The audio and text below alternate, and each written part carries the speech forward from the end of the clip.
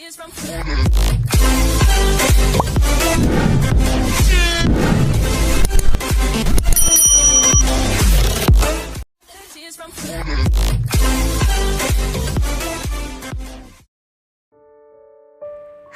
saja. Apa kau mengancamku lagi? Radit menggeleng. Apa kau memperhatikan bagaimana sikap ayahku tadi? Baiklah Radit, aku paham. Kau jangan khawatir. Mulai hari ini, aku akan pakai uangku sendiri, bukan uangmu lagi. Viola hendak pergi meninggalkan Radit, tapi Radit sudah memegang tangannya. Jangan marah dulu, dengarkan aku dulu. Suara Radit sudah melembut, dan bibirnya mengecup tangan Viola. Tapi, Viola, apa yang baru saja kau lakukan? Radit mengernyitkan dahinya dan tatapan wajahnya sudah mengekspresikan kebingungan dan tatapan tidak suka. Melakukan apa maksudmu? Viola juga kebingungan dengan ekspresi Radit. Tanganmu, Viola. Ciumlah baunya. Ini adalah bau khas organ kewanitaanmu. Kenapa bisa ada di tanganmu sekarang? Apa yang baru saja kau lakukan? Kau bermain dengan seseorang melalui video call?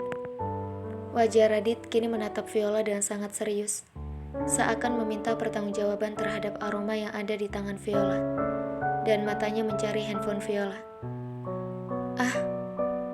Aku tadi sangat buru-buru keluar kamar. Aku sampai lupa untuk mencuci tanganku. Bagaimana ini? Berpikir cepatlah Viola. Gumam Viola dalam hatinya dan langsung merubah ekspresi wajahnya menjadi sangat menyedihkan. Kau mau tahu apa yang aku lakukan? Viola diam sejenak. Saat ini mata Viola sudah merah dan hampir menangis. Kau tidak datang, Radit. Aku menunggumu berjam-jam di kamar sendirian. Kau tahu, aku menginginkanmu dari tadi. Dan kau mau tahu apa yang aku lakukan? Aku mencoba memuaskan diriku sendiri. Kau puas mendengarnya? Aku harus memuaskan diriku sendiri, karena suamiku sedang sibuk dengan wanita lain. Karena suamiku tidur di kamar wanita lain. Bahkan aku melihat suamiku memapah wanita lain di tangannya. Apa kau pikir aku tidak sakit hati, Radit? Apa kau pikir hatiku terbuat dari batu? Jadi ini kehidupan bahagia yang kau janjikan padaku 10 tahun lalu. Kau ingin menghancurkan aku seperti ini. Kenapa kau meminta aku menjadi istrimu kalau kau hanya ingin menghinakan aku seperti ini? Bahkan untuk memenuhi hasratku, aku harus memuaskan diriku sendiri. Tangis Viola sudah tumpah ruah. Sinetron drama menyayat hati sudah dimulai oleh Viola. Tentu saja, umpannya tak akan lepas setelah melihat akting dramanya yang mulai bisa mendapatkan nominasi di Piala Citra. Viola, maafkan aku. Bukan maksudnya untuk menyakitimu seperti ini. Aku sungguh tak mengerti derita yang kau rasakan baru-baru ini. Maafkan aku, Viola. Radit mendekap erat tubuh Viola. Tak ada lagi ketegangan dalam wajahnya. Radit sudah meleleh melembut seperti biasanya lagi kepada Viola. Sikap tegasnya tadi pun sudah hilang karena rasa bersalahnya yang sangat dalam pada Viola. Hati Radit juga terasa teriris-iris mendengar rintihan Viola tadi. Hampir saja. Kalau sampai ketahuan bisa bahaya aku. Aku harus segera menghapus panggilan teleponku tadi pada Alexei. Dia tidak boleh tahu sebelum rencanaku berhasil. Bagaimanapun juga, dia tidak boleh tahu sebelum aku sukses. Dalam dekapan Radit, Viola sudah tersenyum penuh dengan kemenangan. Walaupun saat ini yang Radit dengar adalah tangisan dari Viola, tapi Radit tidak bisa melihat ekspresi wajah Viola. Untuk beberapa saat, Radit tetap mendekap erat dan enggan untuk melepaskan Viola.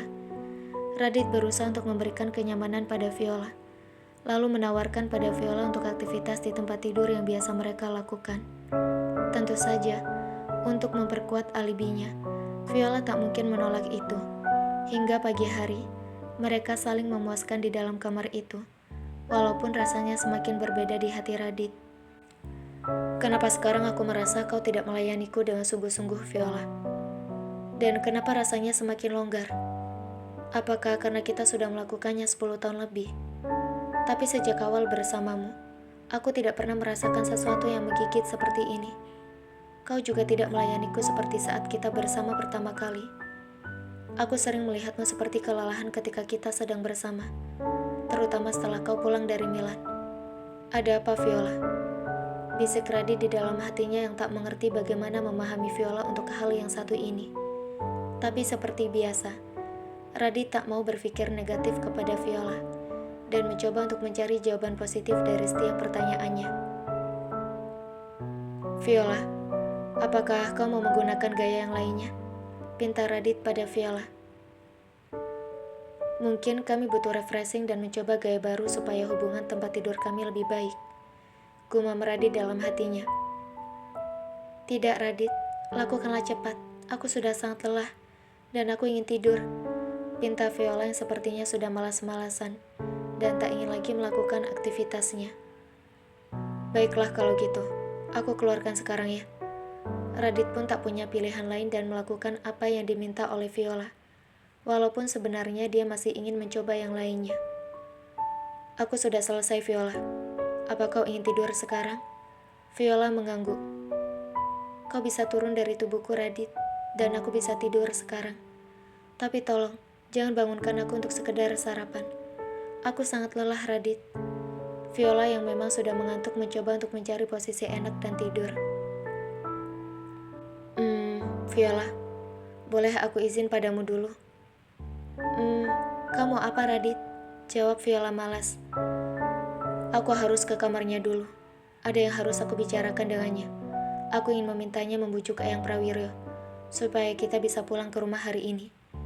Radit menjelaskan alasan yang jujur kenapa dia ingin menemui Nada sekarang. Radit tahu kalau Viola tidak suka tinggal di rumah besar. Tapi saat ini, akan sulit untuk mereka pulang ke rumah mereka sendiri, karena keluarga Radit sudah berpikir bahwa Radit membuat susah Nada. Urusan kakek tua itu lagi. Tapi biarlah, supaya aku bisa mengambil handphoneku dan menghapus video call tadi dengan Alexei. Gumam Viola yang masih setengah sadar, sangat kesal. Bujuklah dia, sayang, supaya bisa menyuruh keluargamu membiarkan kita pulang. Aku ingin pulang ke rumah. Jawab Viola memberikan izin, yang tentu saja membuat hati Radit cukup senang. Dan tak lagi kecewa setelah permainannya dengan Viola tidak terlalu menyenangkan kali ini. Baiklah, aku pergi ke sana dulu sebentar ya. Radit mengecup dahi Viola, dan kemudian berjalan ke kamar mandi mengambil jubah mandinya. Dan keluar dari kamarnya masih menggunakan jubah mandinya menuju ke kamar milik Nada. Sudah 4:30. Aku harus agak cepat. Biasanya dia terbangun sekitar jam 5. Dan mengucapkan sapaan pagi yang sangat aneh itu. Hahaha. Tapi aku menjadi bodoh karena itu, dan aku merindukan sapaan paginya. Radit bahkan sudah tersenyum-senyum sendiri, membayangkan suara Nada yang selalu menyapa pagi hari dengan cara yang sama. Beberapa hari bersama dengan Nada seakan membuat Radit juga merindukan sapaan pagi itu di telinganya.